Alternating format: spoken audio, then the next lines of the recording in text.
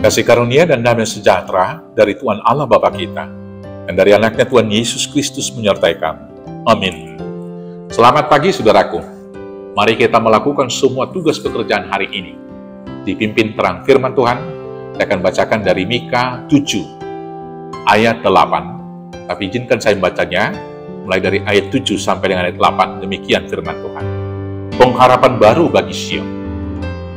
Tetapi aku ini akan menunggu-nunggu Tuhan, akan mengharapkan Allah yang menyelamatkan aku.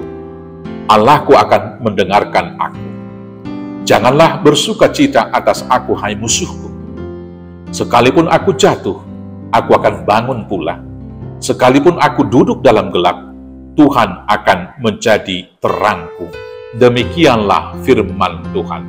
Bapak, Ibu, saudara-saudaraku yang terkasih dalam Yesus Kristus, dalam keterpurukan, dalam kegagalan, dalam kekalahan yang besar, tidak ada satupun yang dapat membantu kita untuk kembali dan bangkit selain daripada pengharapan. Itulah yang terjadi kepada umat Israel di sini, yaitu pengharapan baru bagi Sion. Itulah yang dikatakan Mika kepada umat-umat Israel, bahwa dalam keterpurukan mereka, di tengah peperangan bangsa-bangsa yang besar, mereka terjepit di sana. Dia menyurahkan satu pengharapan, bahwa aku ini menunggu-nunggu Tuhan, mengharapkan Allah menyelamatkan aku, mengharapkan Allah yang mendengarkan aku. Karena itu, sekalipun sekarang ini terpuruk dan kalah, jangan dulu bersuka cita, hai musuhku, atas aku. Karena sekalipun gelap, Tuhan akan menjadi terangku. Karena sekalipun aku jatuh, aku akan bangun pula. Kiranya firman yang demikian meneguhkan, menguatkan kita ketika menghadapi kegagalan, ketika menghadapi kekalahan, ketika menghadapi kerugian. Jangan pernah berputus asa, tetapi bersuka cita dalam pengharapan, sabar dalam kesesakan, dan tetaplah berdoa. Kenapa? Karena di Ibrani 6 ayat 19 dikatakan, pengharapan itu adalah sauh yang kuat dan aman bagi jiwa kita.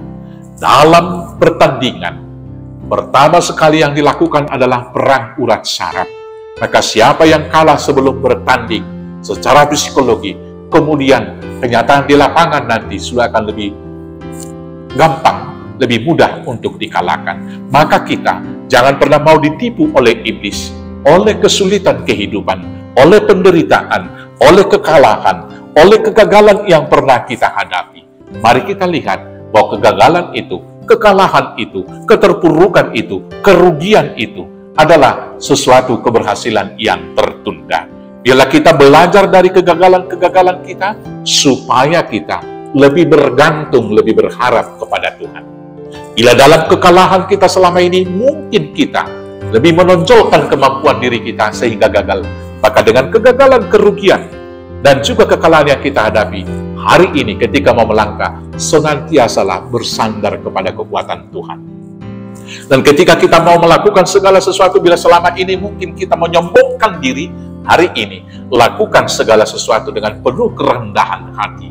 Dan selanjutnya, apabila selama ini kita mau melakukan segala sesuatu untuk hanya memuaskan diri, lakukanlah semua tugas pekerjaan kita sebagai ibadah untuk kemuliaan Tuhan. Maka dengan demikian, dalam kegelapan pun Tuhan yang menjadi terang kita. Allah akan memimpin kita kepada keberhasilan yang gilang gemilang. Selamat memenangkan pergumulan, selamat berhasil dipimpin terang Tuhan. Tuhan Yesus memberkati. Amin. Kita bersatu dalam doa.